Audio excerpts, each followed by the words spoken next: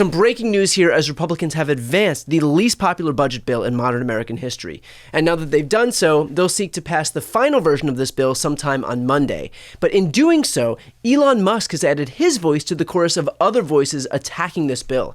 He took to Twitter writing, "The latest Senate draft bill will destroy millions of jobs in America and cause immense strategic harm to our country. Utterly insane and destructive. It gives handouts to industries of the past while severely damaging industries of the future." Musk's comment was in response to a tweet that said, quote, "The new Senate draft raises taxes on all wind and solar projects that haven't begun construction today unless they are placed in service by the end of 2027 and navigate complex, likely unworkable requirements to prove they don't use a drop of Chinese materials. After that, this bill adds a new tax on wind and solar projects that can't prove the same." Now, two things are true at once here. First, Elon is doing this to help himself and his bottom line. Second, he's still correct. This bill will absolutely gut clean energy, something that Elon probably should have considered when he threw his lot in with a political party that thinks climate change is a hoax and that bolstering clean energy isn't worth it, which, by the way, is better for the environment and cheaper and the future of energy, which China seems to understand even if American Republicans don't.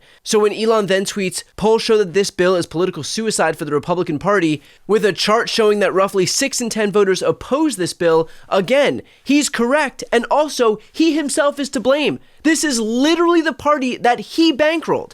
If he couldn't tell that a bunch of pro-fossil fuel zealots would be hostile to clean energy, then I'm sorry, but this guy is a moron. The dead could see that the Republicans would be hostile to clean energy, but this supposed business genius couldn't?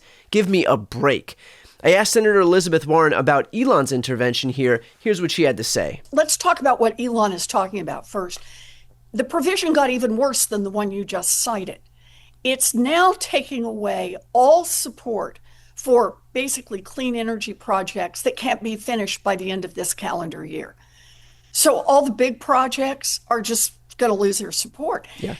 Why does this matter? Because this takes away energy at a time we need it. And this means that people's utility bills are going to go up. The estimates before the latest twist in the Senate bill was that most people would pay somewhere between $220 and $450 a year more on their utilities because of the Republican bill. Now it's just getting more and more extreme. And look, on this, I think Elon is exactly right. Undermining clean energy at this moment and adding a subsidy for the oil and gas industry, it just makes no sense except for political donations. Right. Because there's another provision in here. You remember how, what's it been, about 4 years ago when the Democrats still had the majority, we got my corporate minimum alternative tax through. Do you remember this? So yes, I think it was 15%, if that's correct. Yeah. Any business that had more than $1 billion in profits, regardless of what other deductions and so on, they had to at least be paying 15% of those profits as taxes. It was just a minimum tax, saying, in effect, we're not going to let you guys just keep working your way through the system. And so you get loophole after loophole after loophole. You tell your investors, we made $3 billion. And then you tell the IRS, nah, we only made $1.50. Right. I mean, remember the New York Times report, it was either the Times or the Washington Post, that showed that even the Trump organization paid something like $750 in their corporate taxes. Exactly. So these guys were paying. Amazon, 1 year, was reporting $11 billion in profit and paid zero in taxes. Yeah. So the idea is to say we're going to have corporate minimum taxes. Do you know what's in this bill? In this bill is, except for the oil and gas industry, they are going to get a special carve out because that was the price of getting Senator Lankford's vote, Lankford from Oklahoma's vote in this. And that's what this bill is. You know how people talk about bills that are full of pork? This thing has just become obscene. It's carve-outs for the wealthy, carve-outs for the big donors, big special giveaways to the richest and the most powerful. And how they pay for it, the 1-2 punch. And that is take nearly $1 trillion out of the healthcare system, more than that when we add the cuts to Medicare, and deficit finance the rest of it to the tune of trillions of dollars, put it on the credit card, and let our kids and our grandkids pay for it. This bill is mean. This bill is unkind. And frankly, this bill is just economically not how America builds a strong future. And look, of course this bill is a handout for the rich. It guts healthcare to the tune of almost $1 billion, takes it away from 14 million of the most vulnerable Americans. It cuts billions from food assistance. It blows up the deficit by $3 trillion. Quite literally, all of that is to help offset a tax cut for millionaires and billionaires.